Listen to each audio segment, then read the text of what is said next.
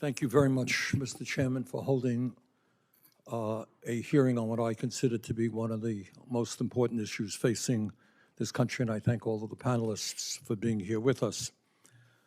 As the chairman indicated, I think very few people deny that AI and robotics are going to have a profound impact on all aspects of our lives. There are strong disagreements as to who benefits from this transformation and lack of clarity as to what will happen.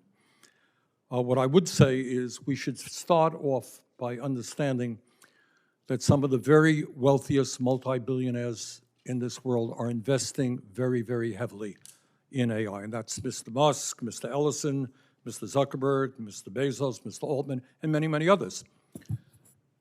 Why are they doing that? Are they doing that because they're really worried about 60% of our people living paycheck to paycheck? They're worried about improving our healthcare system, our educational system? Maybe. I don't believe that. I think that they see AI and robotics as an opportunity to exponentially increase their wealth and their power.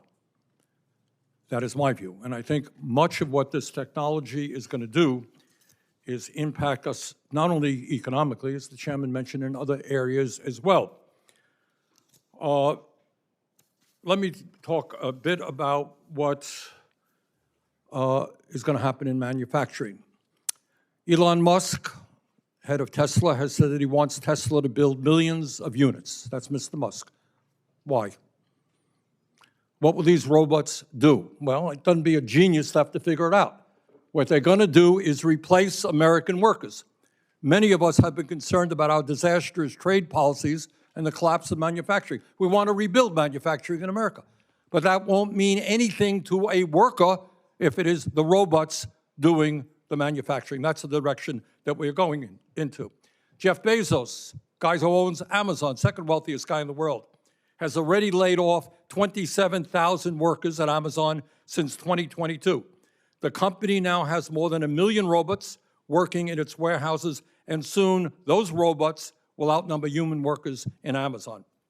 In 2016, Foxconn, you all know what Foxconn is, the massive manufacturing contractor for companies like Apple and Google, replaced 60,000 workers in a single factory in China with robots. Now the company is planning fully automated factories. But it's not just manufacturing that's at risk. Most of us want to see the United States develop a strong, clean, and efficient transportation system. A lot of problems in transportation today. We want our workers to be producing more cars, trucks, buses. But if Musk and others get their way, these vehicles, my friends, will not be operated by human beings.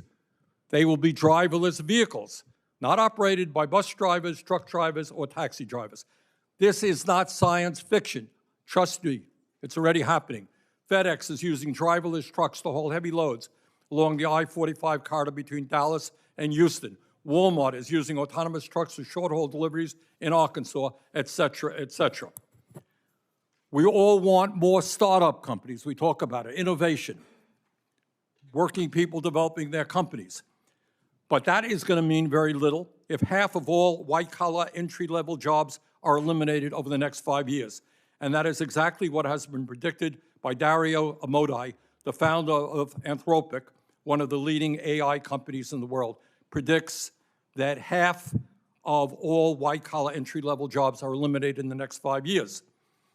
This week, the minority on the committee released a report finding that AI, automation, and robotics could replace, and again, we're not swearing to this.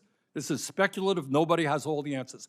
The estimate that we get is could replace nearly 100 million jobs in America over the next decade, including 40% of registered nurses, 47% of truck drivers, 64% of accountants, 65% of teaching assistants, and 89% of fast food workers, among many other occupations. Now, this is not Bernie Sanders talking. Let us listen to the guys who really know something about this, who are in the business. Jim Farley, as you know, is the CEO, Mr. Chairman, of Ford. This is what he said.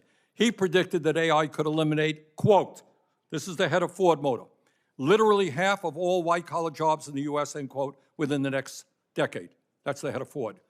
Elon Musk, not my best friend, said this year that as a result of AI and robotics, quote, listen to Elon Musk, probably none of us will have a job.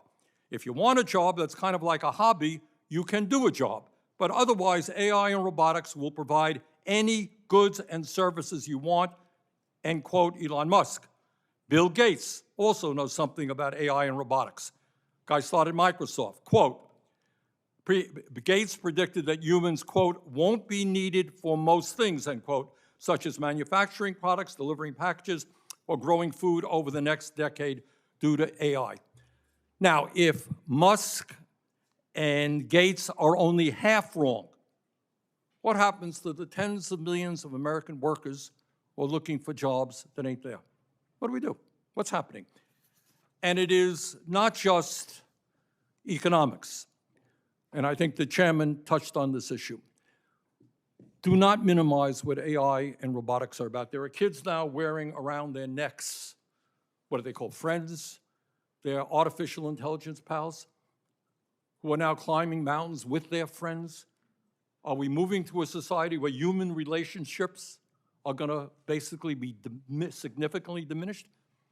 We're talking about big stuff, Mr. Chairman. Let me conclude just by saying this. And again, I thank you for holding this hearing. You and many others and myself want to see government play a role in regulating this to protect working people. But the truth of the matter is, and we have to be honest about this as well, where we are today as a nation, Republicans, Democrats, we are not regulating Mr. Musk. Mr. Musk is regulating us. And unless we bring together a whole lot of people to tell the billionaires in this country that we want an economy that works for all of us, that AI can be a good thing in healthcare and many other things, but it must serve the needs of people, not just making billionaires richer. So, Mr. Chairman, again, thank you very much for holding this hearing. Thank you.